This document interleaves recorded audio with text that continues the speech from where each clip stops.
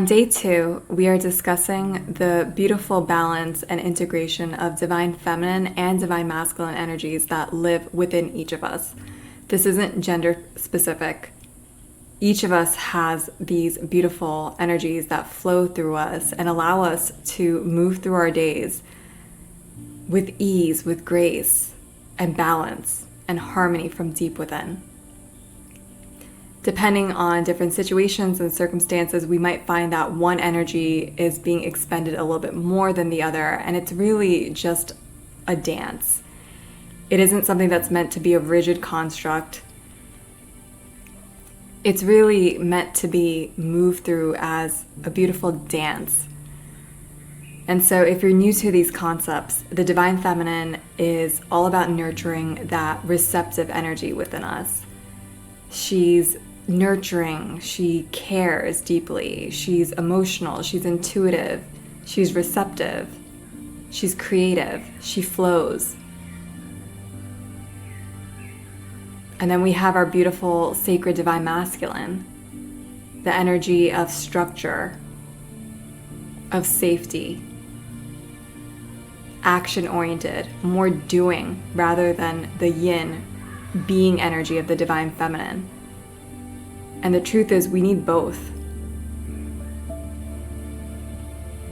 Without the divine masculine, the feminine can play into the ideas in her ethers, and all this creativity can come through, but it has nowhere to go. With the sacred masculine, it gets birthed and grounded into reality. Similarly, the masculine is very action-oriented and loves to do.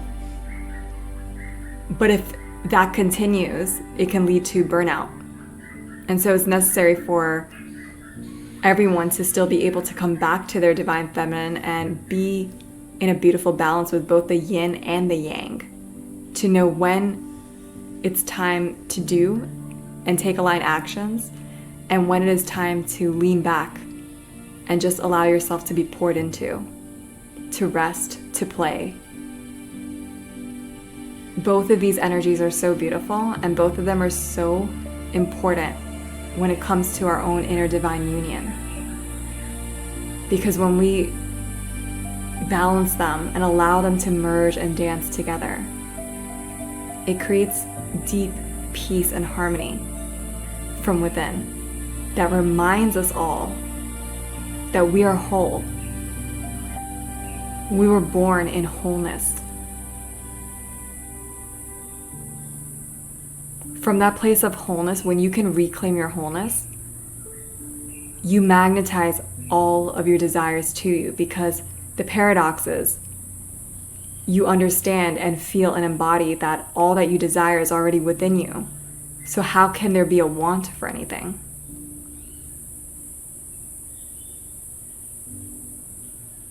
That's the beauty and significance of balancing and harmonizing the inner divine feminine, divine masculine. And so if you find yourself tipping towards one end of the spectrum versus another, it isn't something to harbor guilt or judgment against yourself. Just notice how these different energies play and dance in your life. For instance, if you're a female who's very high achieving, a high performer, maybe you're trying to climb up the corporate ladder. In your job, in your business, you want to lean into your masculine. You want to be able to move things forward and execute on all the tasks and projects that you are dedicated to. However, you don't want to bring that same energy into your personal relationships, such as your romantic partnership. That's probably a space where you want to lean back and be able to receive. And so it's important and vital to shift with the different energies. Know where your energy can be used to put out, to give, to take all the actions, to execute, to be more goal-oriented, and then also knowing where it is safe to lean back into your yin feminine state, so you can receive the masculine's love, his affection, and his wanting to provide. And again, it's a give and receive in every single relationship. It doesn't mean that the woman is just receiving and the man is just giving. These energies are within our bodies. We're always in this flow of giving and receiving. It's a matter of where are we putting that attention? Where are you focusing it? And how are you allowing yourself to give and receive?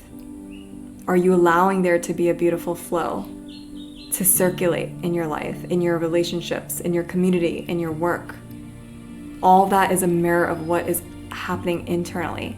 And the beauty of it is that you always get to shift and change from moment to moment. If there's something in the outer vision, the picture, that you don't exactly feel is congruent with what you want, what you desire, you can shift internally and ask yourself, what needs realignment? Where can I energetically attune myself to the energy that I want to see and receive in my external reality? How can I balance my divine feminine and masculine energies in this moment to come back into harmony and inner peace? These are questions that you can ask yourself as you move through the day. And taking inventory of all your relationships, work, personal, your friendships, family, loved ones, clients, all of it. Taking a look and noticing, how do you feel when you think about these different relationships? What are they mirroring back to you? Are you an overgiver? Have you been giving a lot? Where is that coming from? Is it coming from a place of needing external validation, or is it coming from a place of genuine generosity, really wanting to provide? Is it coming from a place of pure love that's just emanating from your heart that you only know to give? Or is it coming from a place of attachment and actually expecting something from someone? Just noticing different things, because how we align internally is how we perceive our external reality, what gets mirrored back to us, what's reflected back to us as a result. And so you are that powerful that you get to shift and change what you see in any given moment. And it's not through trying to force a different outcome, but simply being with it, bringing that loving awareness to the present moment, accepting it, surrendering to it, and then beautifully aligning your own inner divine feminine and divine masculine and bringing it back to balance, back to harmony, integration, and eventually embodiment of that inner divine union, which is so sacred and so powerful.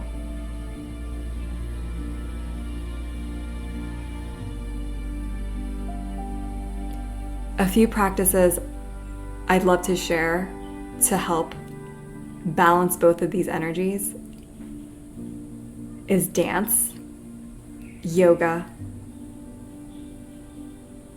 and also walking, particularly walking in nature. With any form of movement, you are allowing your creativity, your sensuality, and your expression to come through.